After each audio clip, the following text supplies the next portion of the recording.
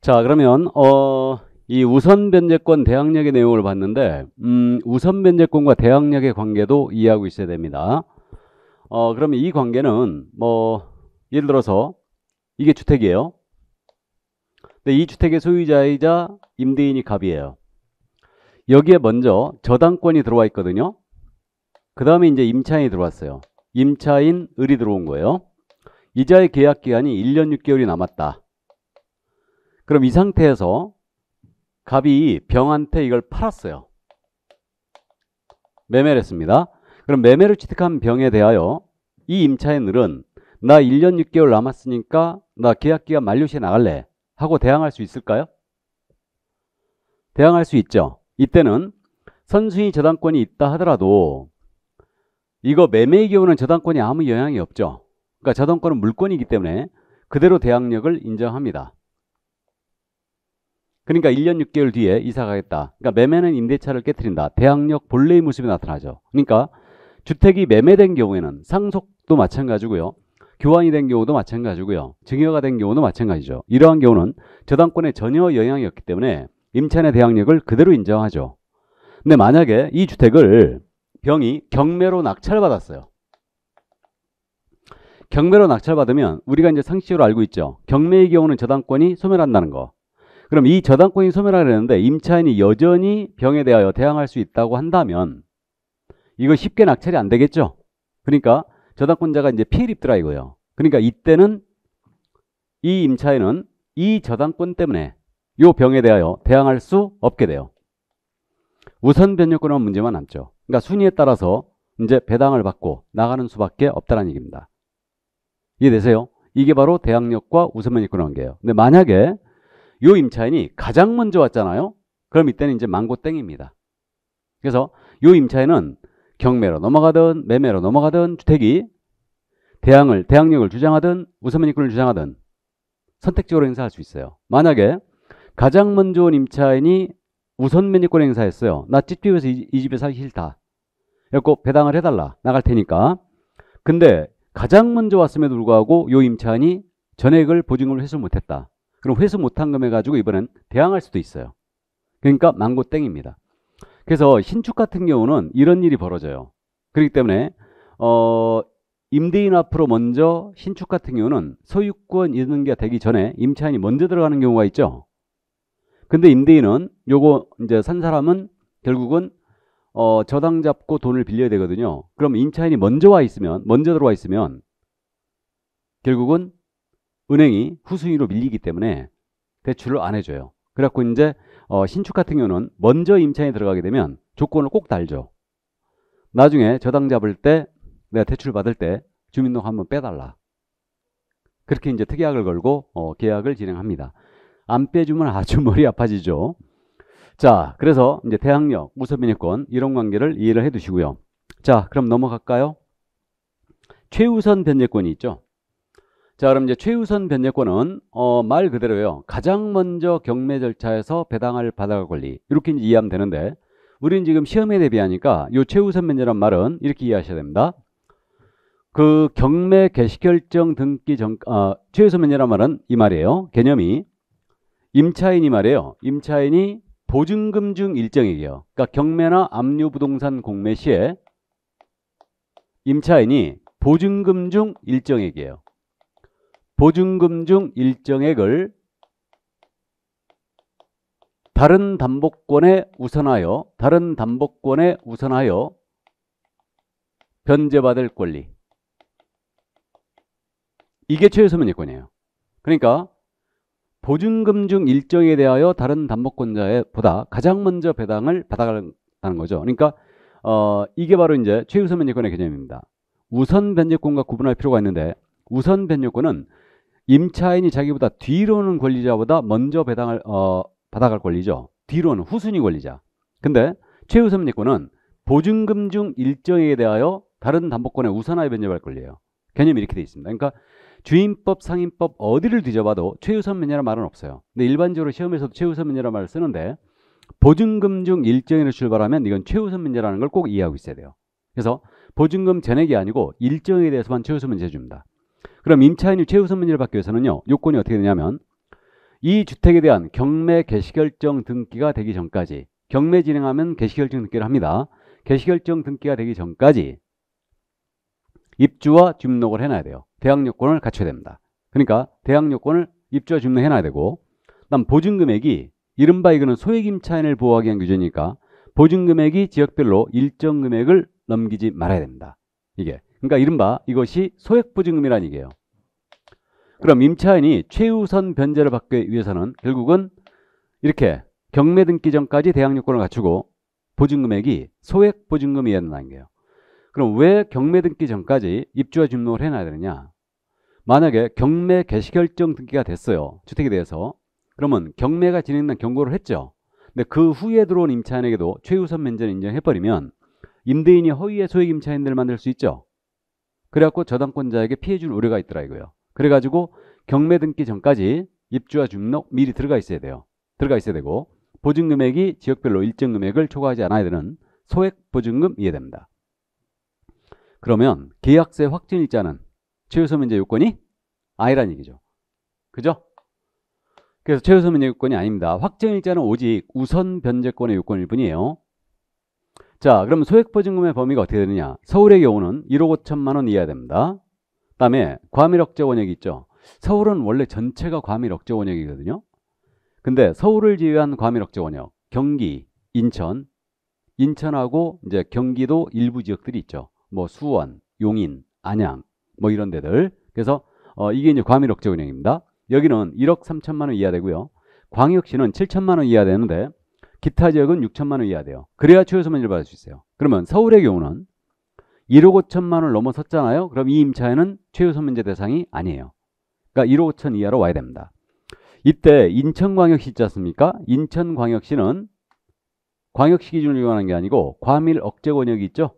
인천광역시. 일로 올라가고 광역시의 군지역들 있죠. 군지역들은 전부 다 기타 지역으로 내려갑니다.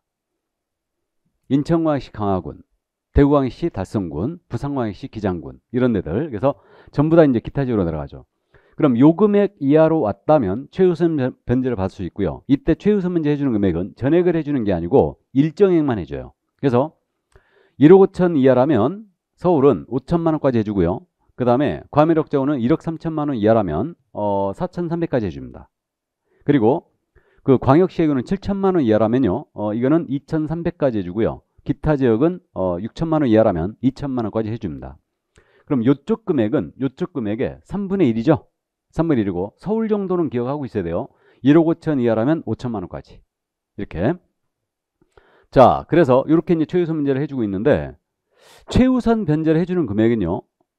주택가액의 대지낙찰가 포함인데 주택가액의 2분의 1 범위 내에서만 인정합니다. 그럼 왜 이것도 2분의 1 제한을 하고 있을까? 최우선 변제 해주는 금액은 낙찰 금액의 2분의 1 범위 내에서만 최우선 변제 해준다는 얘기예요. 이것도 선순위 저당권을 보호하기 위한 규정이죠. 해서 다가구 주택 예를 잠깐 들어보죠. 다가구 주택은 단독주택이죠. 다세대가 공동주택이죠. 그래서 다가구 여기 10세대가 있어요. 이게 서울 소재 주택이었고요. 그 다음에 여기 10세대가 임차인이 들어오는데 1번에 가장 먼저 저당권이 채권금액 1억 들어왔어요. 그 다음에 2번서부터 11번까지 임차인들이 들어왔는데 이 임차인들이 모두 소액 임차인이었어요. 그러니까 보증금액이 모두 1억 5천 이하였다고 가정해보죠. 이렇게. 그래가지고 이제 1억 5천 이하였습니다. 이 임차인들이 전부 다. 2주택 경매로 넘어갔거든요. 그래가지고 낙찰이 됐어요. 아주 극단적인 일을 들었는데 낙찰이 1억 8천을 했다고 가정해보죠. 그러면 결국은 소액 임차인들이 먼저 배당을 받아가잖아요. 그러면 1억 5천 이하라면 5천만 원까지죠. 그럼 10명에 대해 5천만 원씩 해주면 이것만 해도 5억이에요. 그러면 임차인들 다 못 받을 뿐더러 저당권자는 한 푼도 못 받죠. 가장 먼저 왔음에도. 그죠? 이건 너무 부당하더라 이거예요. 그래가지고 낙찰 금액의 2분의 1입니다. 2분의 1 범위 내에서만 최우선 변제를 인정해요. 해서 1억 8천 중에 2분의 1이면 9천이죠. 9천만 원 가지고 요 임차인들한테 소액 임차인한테 나눠주는 겁니다. 900만 원씩 다 나눠주겠죠. 그리고 나머지 9천만 원 있죠. 이걸 가지고 저당권자에게 배당하겠다는 얘기예요. 그래서 이렇게 주임법이요, 강력한 임차인에 대해서 그 물권적 효력을 인정하지만 어느 경우든 이 선순위 저당권을 보호하고 있죠. 그러니까 저당권은 강력한 물권자예요.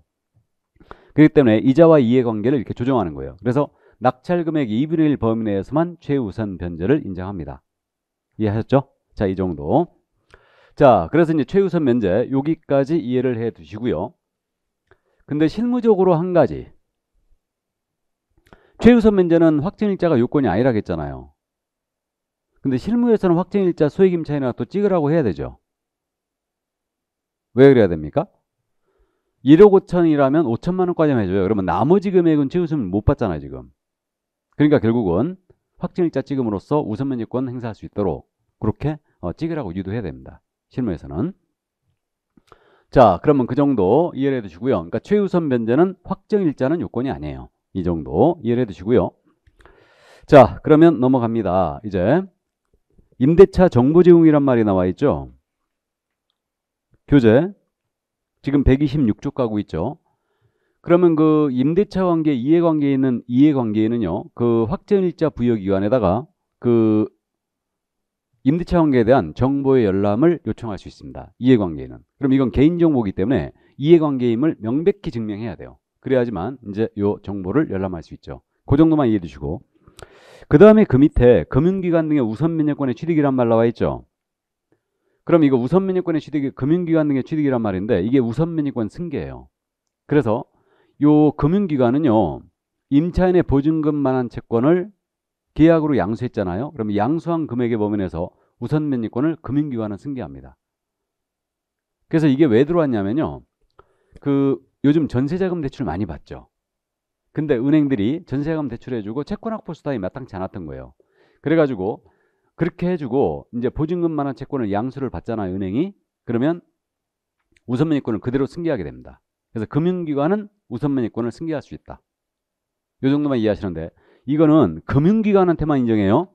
일반 채권자는 이거 승계 인정 안 합니다. 금융기관만 인정해 준 거예요. 그래서 이제 그 정도 이해만 해 주시기 바랍니다. 자, 그 다음에 이제 넘어가서 127쪽에 임차권 등기명령 신청 제도가 나오죠. 이게 임차권 등기명령제예요. 그럼 임차권의 등기명령제는 왜 들어왔냐면요, 그 지금까지 우리가 대항력, 우선면제권, 최우선면제권을 봤거든요. 어느 경우든 임차인이 입주와 등록을 유지해야 한다는 결론이 나오죠. 그러면 임대차가 종료가 됐는데 임대인이 보증금을 안 돌려주는 겁니다. 이거 빼갖고 나가라. 그래놓고 월세와 보증금을 잔뜩 올려버리는 거예요.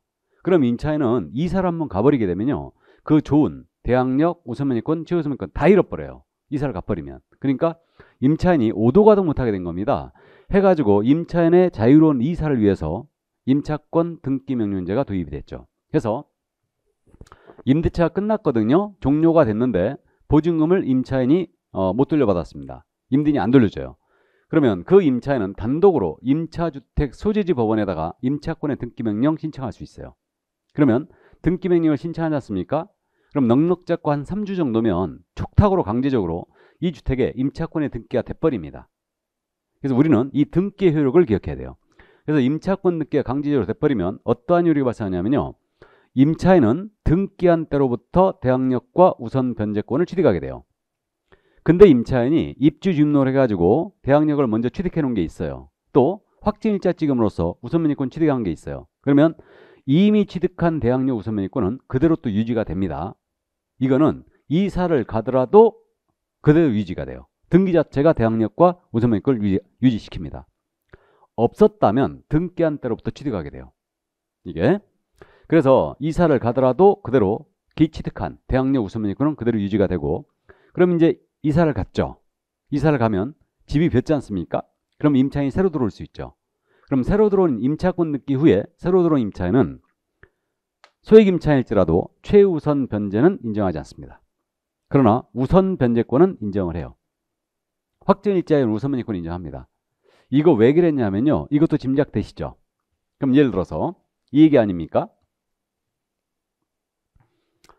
이게 주택인데 먼저 저당권이 들어왔어요. 그 다음에 임차인이 들어왔는데 이 임차인이 소액 임차인이에요.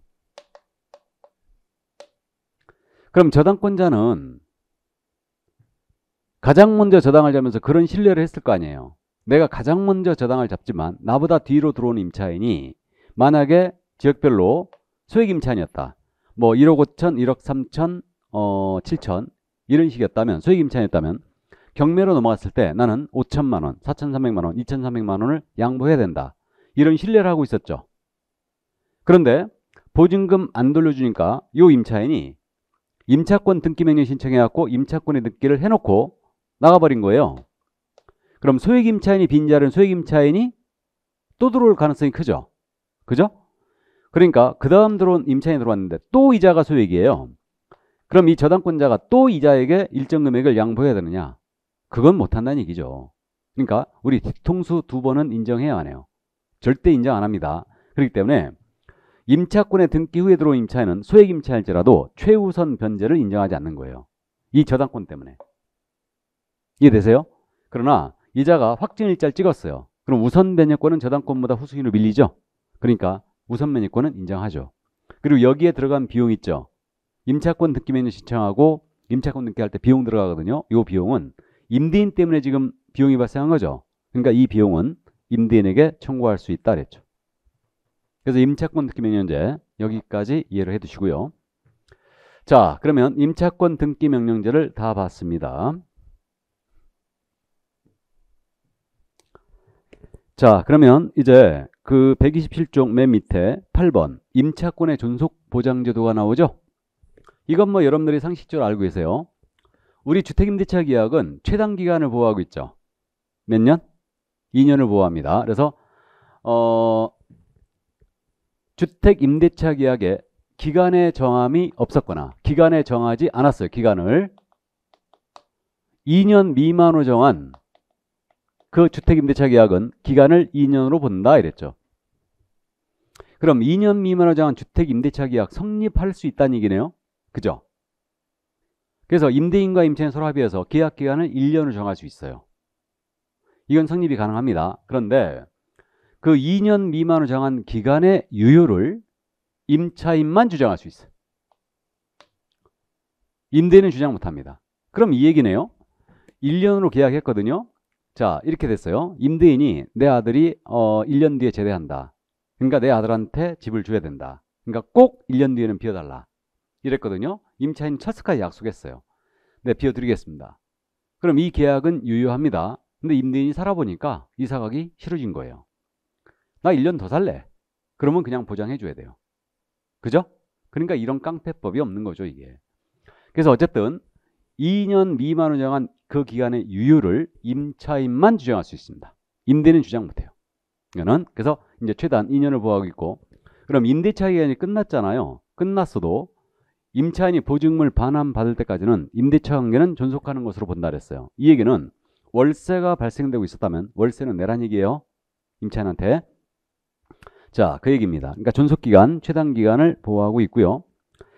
자, 그 다음에 그 계약의 묵시적갱신이 있죠. 넘어갑니다. 128쪽이에요. 그럼 묵시갱신은요, 이걸 다른 말로 법정갱신이라고 그래요.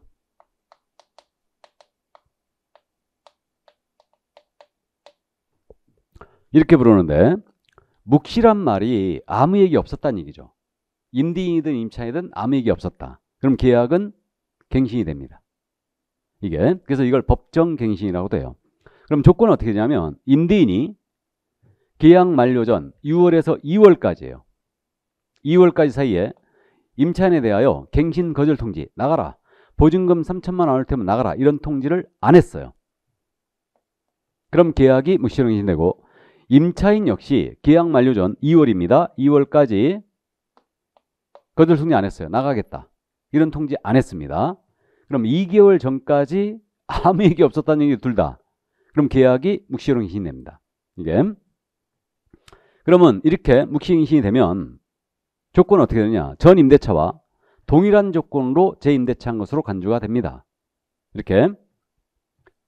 다만 임대차의 존속기간은 2년으로 본다 그랬어요.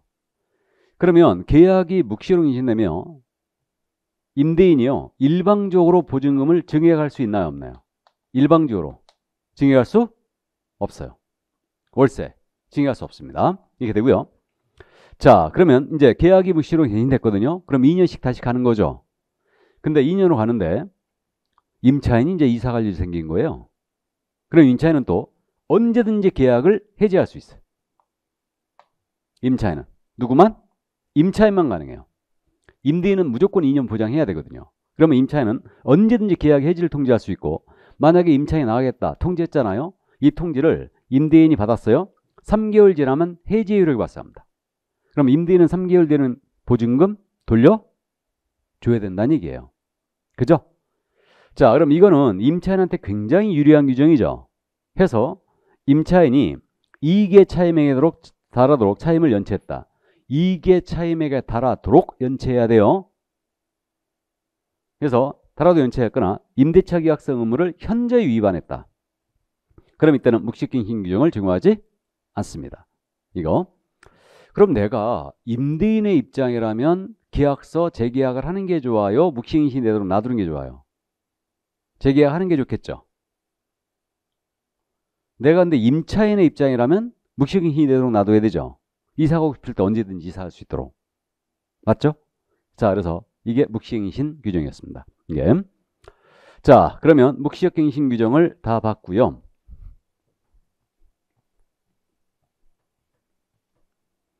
자, 그러면 이제 갱신요건, 뉴스에서 많이 들어봤거든요. 임차인의 갱신요건을 보겠습니다. 요 임차인의 갱신요건이 신설됐는데 이거는 임차인의 권리예요. 그래서 임차인이 계약기간 만료 전 6월에서 2월 이후 역시 6월에서 2월까지 사이에 임대인에 대하여 갱신을 요구했다. 갱신해달라. 요구하면 임대인은 정당한 사유가 없는 한 이를 거절할 수 없어요. 이게. 그러면 지금 똑같은 기간인데 임대인은요 6월에서 2월까지 사이에 나가라. 보증금 안 올 테면 나가라. 이렇게 거절했어요. 그럼 임차인은 또 계약기간 만료 2개월 전까지 갱신을 요구했습니다. 둘이 딱 부딪혔거든요. 거절 사유가 없는 한 누가 이기겠습니까? 당연히 임차인이 이기죠. 이게.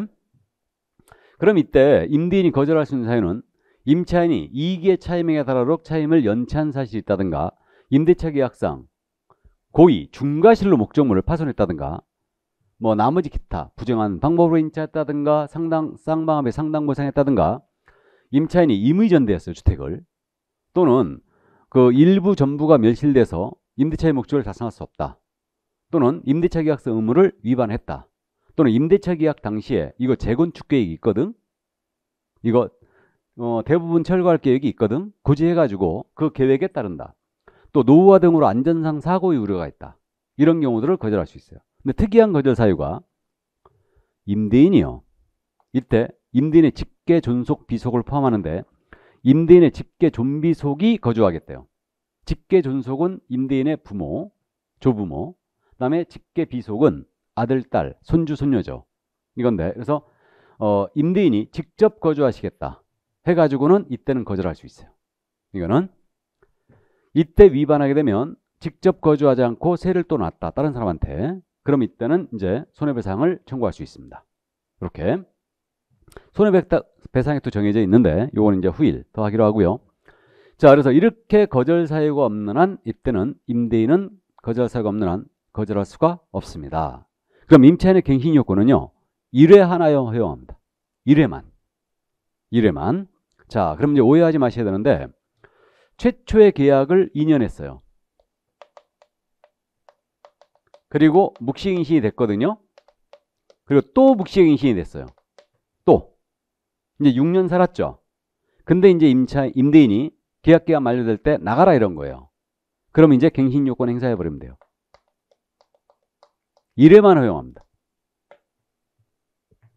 이해되세요? 1회. 그래서 1회만 허용을 하고 있고요. 그럼 이렇게 갱신료로 갱신된 임대차로 어떻게 되느냐? 이거는 전 임대차 동일한 조건으로 재임대차 간주가 됩니다. 다만 보증금과 월세는 증감을 청구할 수 있죠. 이때 존속기간은 역시 2년으로 간주합니다. 2년으로 간주해요. 이게. 그러니까 묵시갱신과 차이가 묵시갱신은 월세를 일방적으로 못 올린다고 그랬죠. 근데 이거는 임차인의 갱신료로 갱신이 되고 있으니까 월세나 보증금을 올릴 수 있다는 얘기죠. 올릴 수 있고 그 다음에 존속기간 2년으로 본다요. 그럼 이것도 마찬가지로 임차인이 갱신 요구했잖아요. 그래갖고 계약 갱신됐어요. 근데 임차인이 이사 갈 일이 생긴 거예요. 그럼 언제든지 또 임차인은 해지해버릴 수 있어요. 언제든지.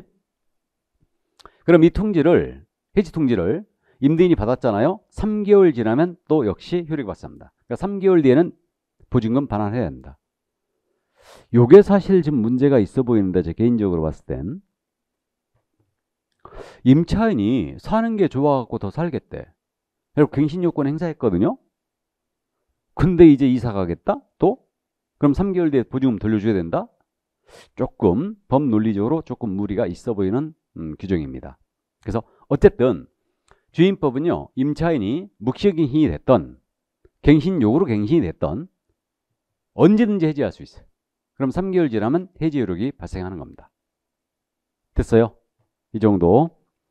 자, 그래서 갱신 요건까지 다 살펴봤어요.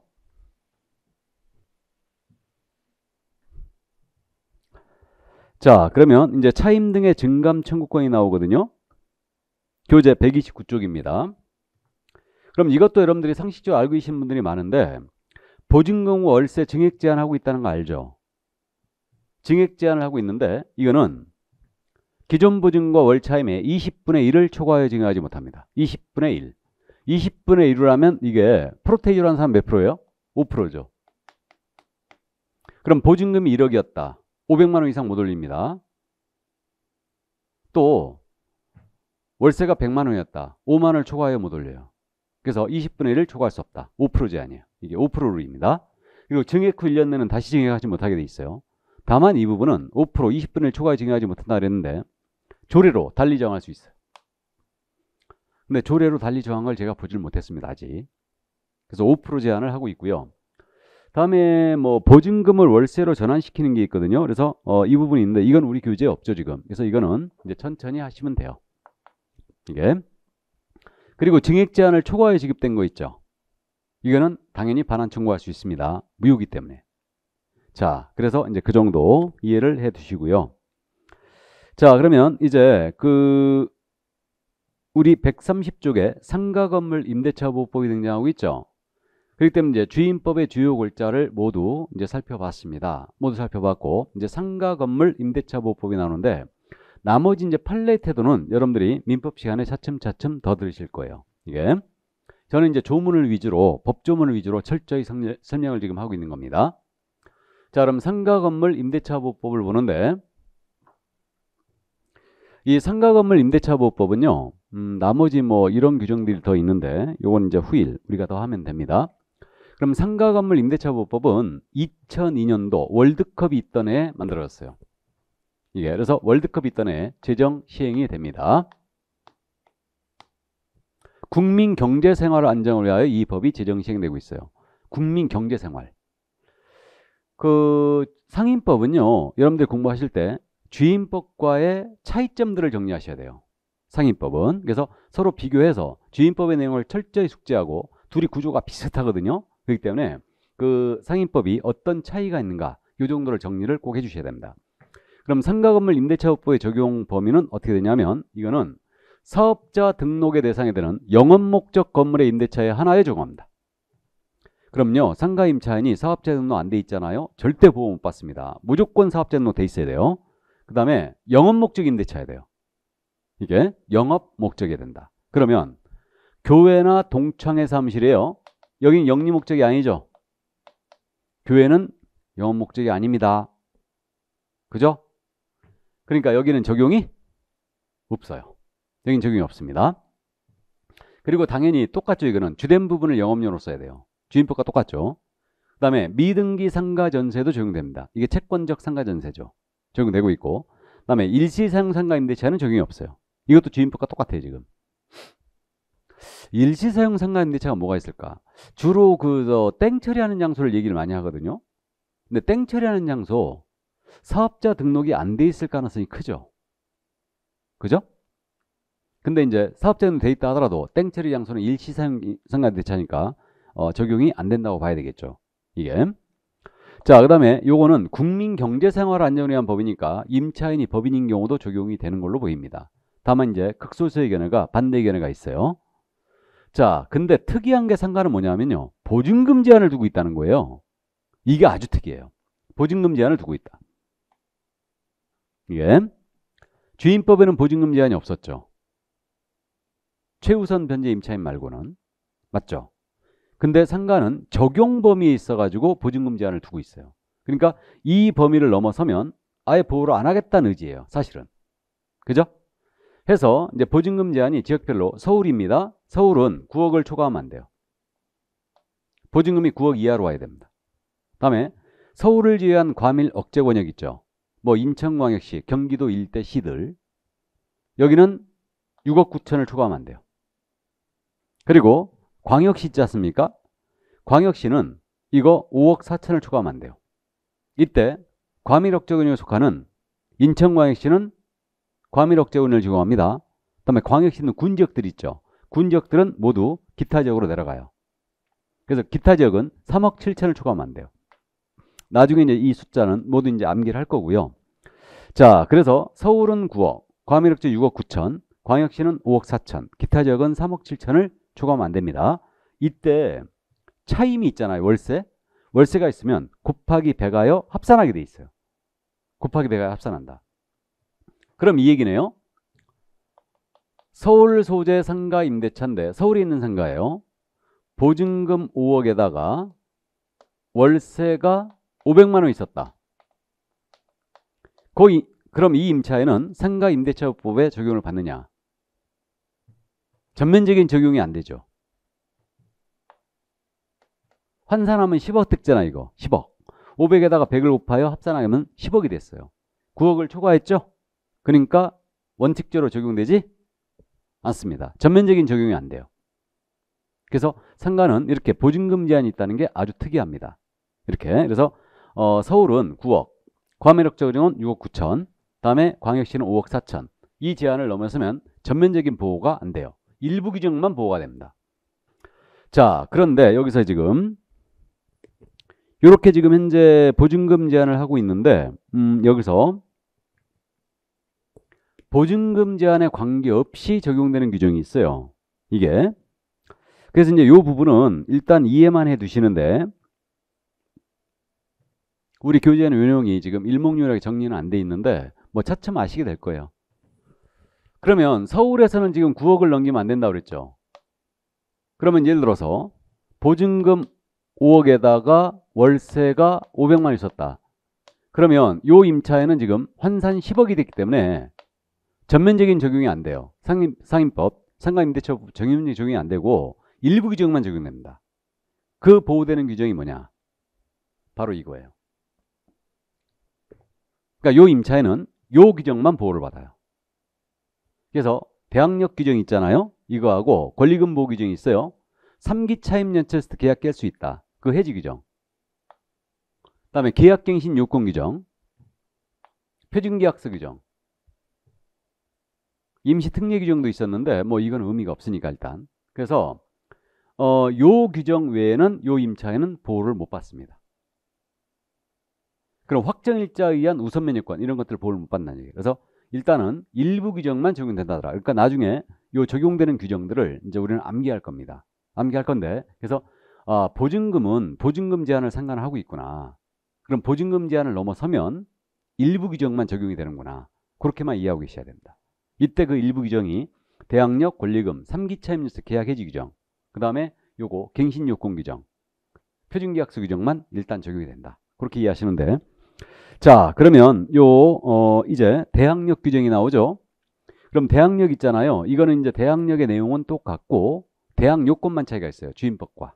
그래서 상가 건물의 인도를 받고 상가는 주민등록 전입이 아니겠죠. 사업자 등록 신청이에요. 사업자 등록증을 받은 때가 아니에요.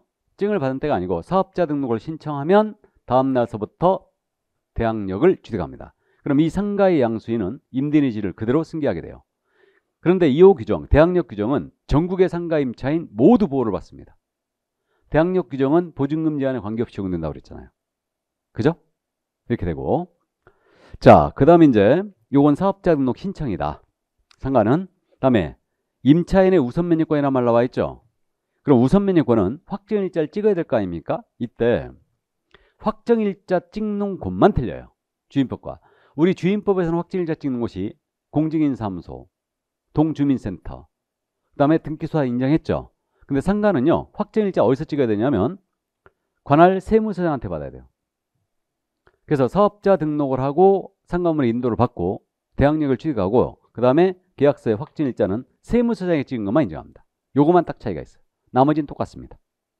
이해됐어요? 근데 우선면역권 규정 있죠? 여기 없죠. 그러니까 요 임차인 서울에서 9억을 넘어섰다. 그럼 요 임차인은 확정일자 찍어도 우선면역권이 없어요. 이건 나중에 이제 중요한 내용인데 나중에 이제 이해를 하게 될 겁니다. 자, 그래서 우선면역권 구조는 똑같다.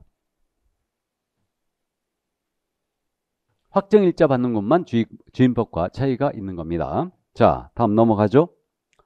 최우선 면역권의 구조 주임법과 똑같아요.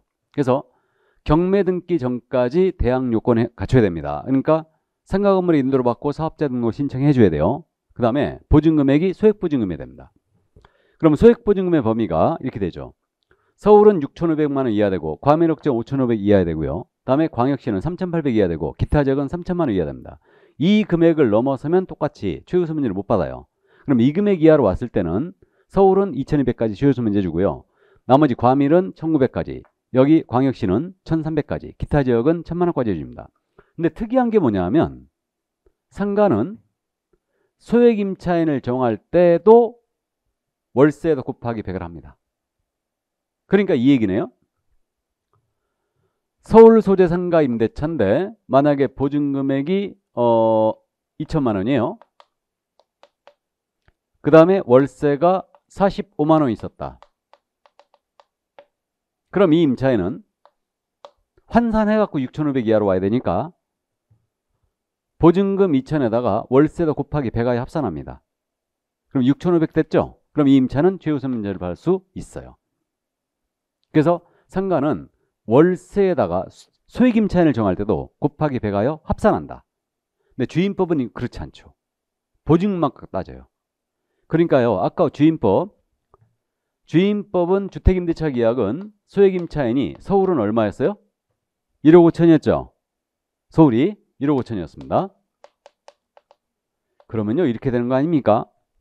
서울 소재 주택임대차예요. 임차인이 보증금이 1억 5천이었어요. 월세가 1,000만 원 있었어요. 그래도 이 임차인은 소액임차인이에요. 근데 상가는요, 서울 소재 상가 임대차인데 보증금 6,500에다가 단돈 10만 원만 월세가 있어도 최우선 면제가 되지 않습니다. 차이가 있죠. 그러니까 상가는 월세를 언제나 고려해요. 근데 주임법은 월세를 소액 임차인을 정할 때 따지지 않습니다. 보증금만 갖고 따져요. 자, 그러면 환산금액이 환산 보증금이 그 이하로 왔다. 그러면 서울은 2,200, 과밀은 1,900, 광역시는 1,300, 기타 지역은 1,000입니다. 이렇게 해주고 최우선 면제 해주는 금액은 낙찰 금액의 2분의 1까지만 인정해줘요. 요거는 주임법과 똑같죠. 이렇게.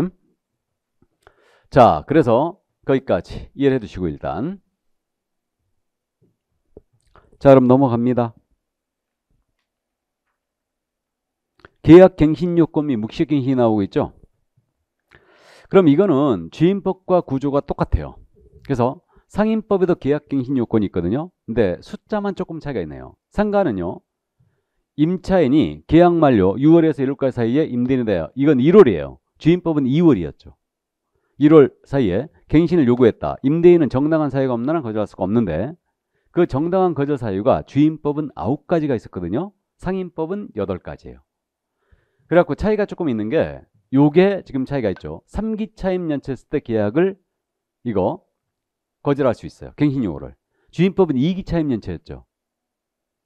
상가는 3기 차임 연체해야지만 거절할 수 있어요. 상가는 이렇게 되고요. 그 다음에 이제 나머지 내용은 똑같은데 주임법에는 주택에는 임대인이 직접 거주하겠다. 그럼으로써 거절이 가능했죠. 직계 정비속 포함해서. 근데 상임법은 그 내용이 없죠, 당연히. 임대인이 영업을 내가 직접 할래. 그래가지고 이거 거절할 수 없어요. 그래서 이제 이런 거절 사유가 있고요. 그 다음에 이제 상임법은 계약갱신 요건이 최초 임대차 기간을 포함하는 거예요. 최초 임대차 기간을 포함을 하여 10년을 초과하지 않은 범위 내에서 행사할 수 있어요. 상가는 인테리어 공사 같은 거 많이 하죠. 그러니까 회수하라고 10년을 인정한 거예요. 그러니까 임차인한테 하자가 없다면 10년은 영업할 수 있게 해준 겁니다. 이 갱신 요건은요, 보증금 제한을 넘어선 임차인도 보호를 받아요. 전국에 있는 상가 임차인은 갱신 요건 다 있어요. 이게. 그래서 10년을 이제 인정을 해주는 거다. 그러니까 10년 내는 못 추천한다는 얘기예요. 그렇게 됩니다. 자, 그 다음에 이제 갱신되는 임대차, 갱신료로 갱신했잖아요. 그럼 전 임대차 동일 조건 재임대차 간주가 되는데 임차인이 영업이 잘 돼서 갱신 요구했잖아요. 그러니까 월세나 보증금은 증감을 청구할 수 있어요. 증감을 청구할 수 있다. 이게.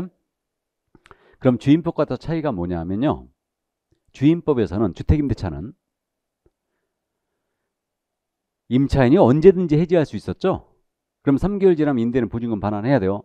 근데 상가는 해지가 없죠. 더 이상 없잖아요, 지금. 이게 맞죠. 임차인이 영업이 잘 돼가지고 갱신해달라고 뗐었어요. 임대인이 갱신해줬거든요. 이제 영업 안 된대. 나가겠다 합니다. 안 되겠죠. 서로 계약 기간은 지킬 의무가 있죠. 그죠? 그러니까 갱신료로 갱신된 경우는 상가는 해지 규정이 없어요. 이게 법 논리적으로 맞아요. 요게. 자, 그래서 이제 갱신 요건 여기까지 이해해 두시고. 자, 그 다음에 이제 묵시적갱신이 있죠. 묵시적갱신. 이건 이제 주임법과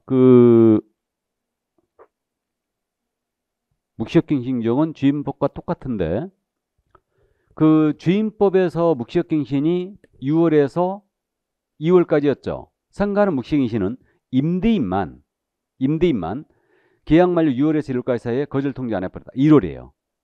그럼 묵시적갱신을 하고 임차인은 언제든지 해지할 수 있죠. 그래서 그거는 주임법과 내용이 똑같습니다. 똑같고요. 1월이냐 2월이냐 요것만 차이가 있어요. 이게. 그래서 이제 그런 차이가 있고요. 언제든지 해지할 수 있다는 거 똑같고요. 자, 그 다음에 이제 나머지 지금 요 존속기간에 대한 보호거든요. 존속기간 보호인데 이것도 뭐 상식적으로 알고 계시죠? 우리 교재는 이 부분이 지금 빠져 있는데 주임법은 2년이었잖아요. 최단. 상가는 최단 1년이에요. 아시죠? 존속기간에 정함이 없거나 1년 미만을 정한 상가임대차 계약은 그 기간 1년으로 본다죠. 그 다음에 임차인은 1년 미만을 정한 기간의 유효를 주장할 수가 있죠. 임차인은. 이게 그래서 이제 요거 상가는 최단 기간 1년을 보호하고 있고요. 그리고 이제 묵시갱신은 말씀드렸듯이 이렇게 계약 만료 전 1월까지 사이죠.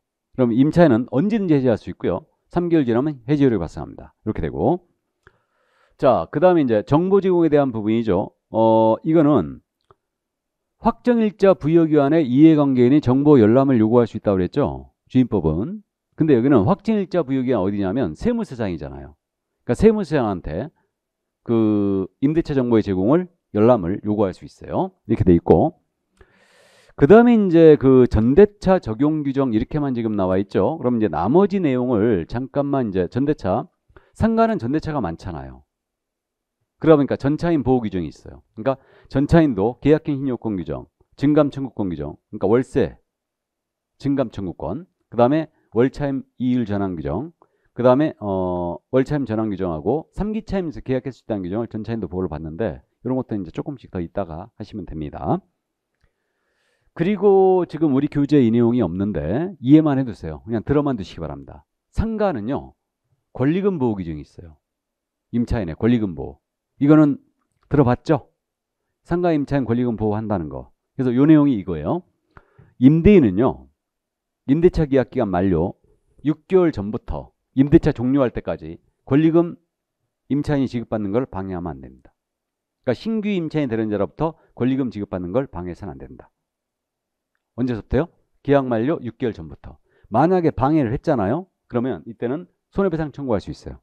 이때는 이제 3년 내 행사해야 되는데 3년 내 행사를 해줘야 돼요. 3년이 지나면 더 이상 행사 안 됩니다. 이게 소멸시효라고 그러죠.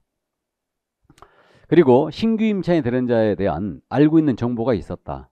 그럼 임대인한테 고지하게 돼 있습니다. 일단. 그래서 이렇게 돼 있고요. 그 다음에 이제 표준 권리금 계약서가 있거든요. 그거는 국토부 장관이 정해서 그 사용을 권장할 수 있고요.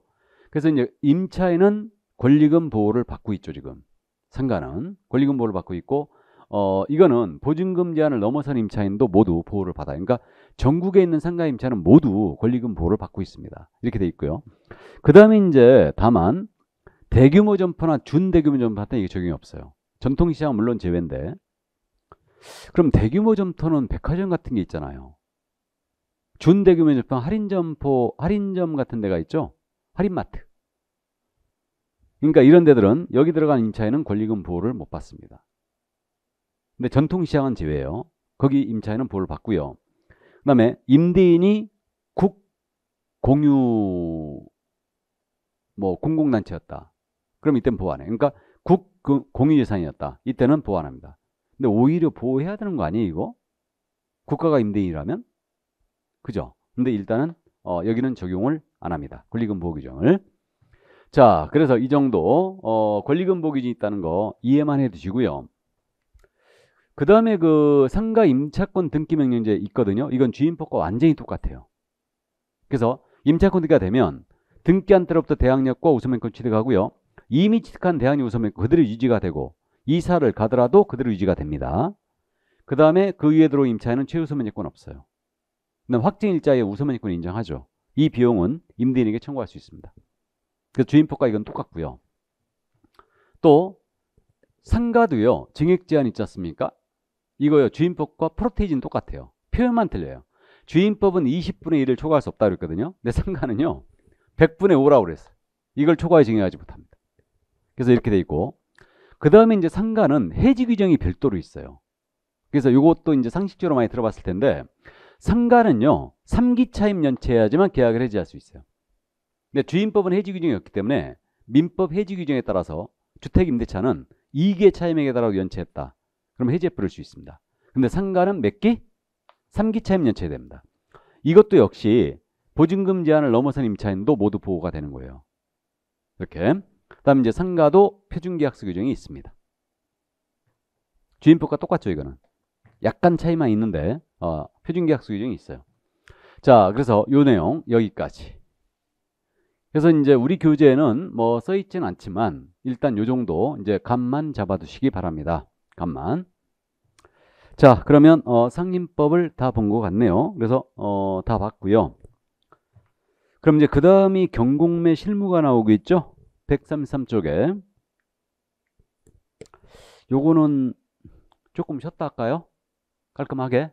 자, 그래서 잠깐 쉬었다 하도록 하겠습니다.